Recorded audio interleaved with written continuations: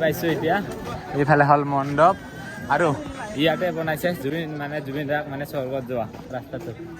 সিফালে দেখা হৈছে মণ্ডপ আৰু ইয়াত এটা ভাল লাগিছে যিটো বনাইছে সেইটোৰ কাৰণে আহিছোঁ জুবিন দা স্বৰ্গত যোৱা ৰাস্তাটো বনাই দিছে তো সেইটো দেখুৱাই আছোঁ আপোনালোকক ধুনীয়াকৈ বনাইছে এইফালে চাওক এইফালে দেখা হৈছে জুবিন দাৰ ফটো লগতে চাওক সেইফালে স্বৰ্গত যোৱা ৰাস্তাত জুবিন দা এটা ভাল লাগিছে সেইটোৰ কাৰণে আহি গৈছোঁ মানে ডাইৰেক্ট ইয়াত এইটো চাবৰ কাৰণে সেইফালে দেখাইছে জুবিন দাৰ ফটো আৰু এইফালে হ'ল জুবিন দা স্বৰ্গত যোৱা ৰাস্তাটো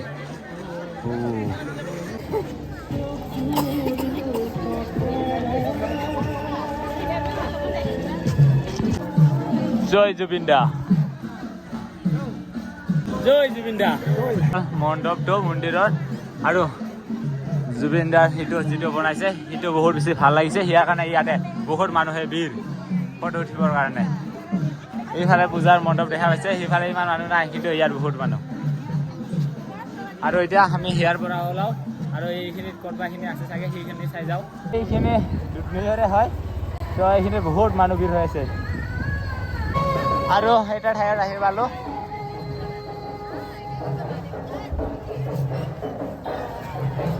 আৰু ইয়াত পুৰা মানুহ ভিৰ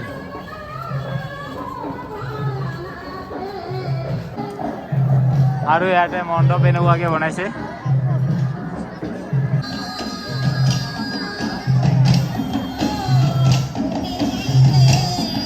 আৰু এটা ঠাইত আহি পালোঁ দুধনৈতে আৰু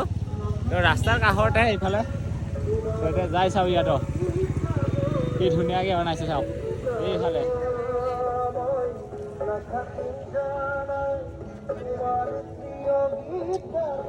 আৰু ইয়াত চাওক কি ধুনীয়া লাগিছে ৱাও গাইছ এইটো ভাদ্ৰীনাথ টেম্পুল এনেকুৱা যেন লাগিছে টেম্পুল আছে তো হিয়াৰ লুকটো দিয়া হৈছে দেখা পাইছে সেনেকুৱাকৈ কি ধুনীয়া লাগিছে ৱাও তো এইফালে জুবিন দাৰ শ্ৰদ্ধাঞ্জলি দিয়াটো এইটো চাগে আৰ্ট কৰিছে ধুনীয়াকৈ আহি পাইছোঁ ধুনীয়া এটা মানে মণ্ডপ আৰু বেলতলাত আহিলোঁ ইয়াতো পূজা চলি আছে নামঘাট চলি আছে কি ধুনীয়া লাগছে মণ্ডপখন ৱাও কিবা এটা ধুনীয়া লাগছে দেখা পাইছে এইফালে এইটো হ'ল মণ্ডপ আৰু এইফালে মূৰ্তি আছে আৰু এটা বস্তু দেখা পাইছোঁ জুবিন দাৰ ফটো ইয়াত কেইটামান লগাই থৈ দিছে যিটো আমাৰ সকলোৰে প্ৰিয় এইফালে চাওক জুবিন দাৰ ফটো লগাই কিনে শ্ৰদ্ধাঞ্জলি দিয়া হৈছে ইয়াতে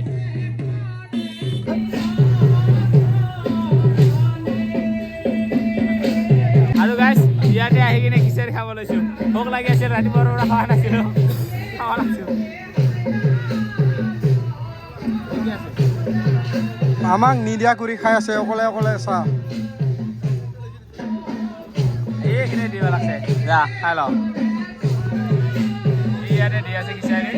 তাকে লৈ আহিলোঁ খাবৰ কাৰণে খিচিৰি পাইছে ভাগি খিচাৰি কেনেকা মজা পুৰা ভোক লাগি ৰাতিপুৱাৰ পৰা ইয়াতে দি আছে ধুনীয়াকৈ খাই আছোঁ ঐ আনি আৰু গাইছ ইমানে ভাল লাগছে যে দুইবাৰ লৈ খাই আছোঁ আৰু গাইছ মানে খিচাৰি খাই কিনে আকৌ এটা ঠাইত আহি পালোঁ তাৰে পৰা আহি আৰু ইয়াতে ধুনীয়া এটা মণ্ডপ বনাইছে আমাৰ অসমৰ গৌৰৱ ৰংঘৰ এইফালে নেপালী মন্দিৰ গোৱালপাৰাত এই ৰংঘৰটো বনাইছে তো আহি পাইছোঁ কি ধুনীয়া লাগিছে আৰু ইয়াতো আমাৰ প্ৰিয় জুবিন দাৰ গান বাজি আছে ৱাও কি ধুনীয়া লাগিছে ৱাও আৰু বহুতে ফটো চটো মাৰি আছে কি ধুনীয়া লাগিছে আৰু এতিয়া এইটো বনাইছে নেপালী মন্দিৰ গোৱালপাৰাত তো তাৰে পৰা অলপমান ওলাই আহিলোঁ আৰু ইয়াতে এইটো দেখা পালোঁ কি ধুনীয়া আৰু মন্দিৰৰ ভিতৰত প্ৰতিমূৰ্তিটো চাওঁ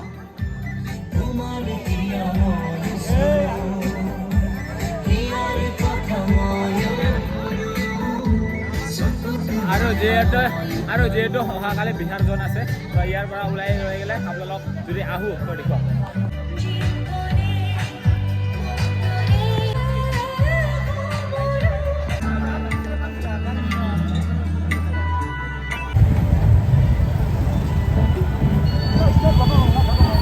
এটা ঠাইত আহি পালোঁ আৰু ইয়াত কি আছে দেখুৱাই আছোঁ আৰু আহি পাইছোঁ ইয়াতে এইফালে দেখাইছে বম ডাঙৰ কি কয় এতিয়া বিনা চাওক সেইফালে দেখা পাইছে কি ধুনীয়াকৈ বনাইছে আৰু ইয়াতে অকল বাদ্যযন্ত্ৰৰ বস্তু দেখা পাইছোঁ এইফালে গিটাৰ বাঁহী দেখা পাইছে আৰু এইফালে তলত আছে এইটো হাৰমনিয়াম এইফালে তবলা বহুতখিনি গীত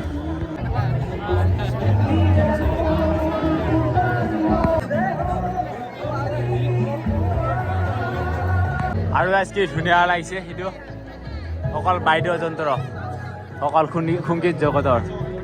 মানে ইফালে জুবিনদাৰৰ আৰ্ট আছে আৰু ইফালে লগতে জুবিনদাৰ ফটো আছে শ্ৰদ্ধাঞ্জলি দিয়া মানে সংগীত জগতৰ মানে বস্তুকেইটা ইয়াতে মানে বাদ্যযন্ত্ৰবোৰ সংগীত জগতৰ বাদ্যযন্ত্ৰবোৰ ইয়াতে গোটাইকেইটা বনোৱা হৈছে এনেকুৱাকৈ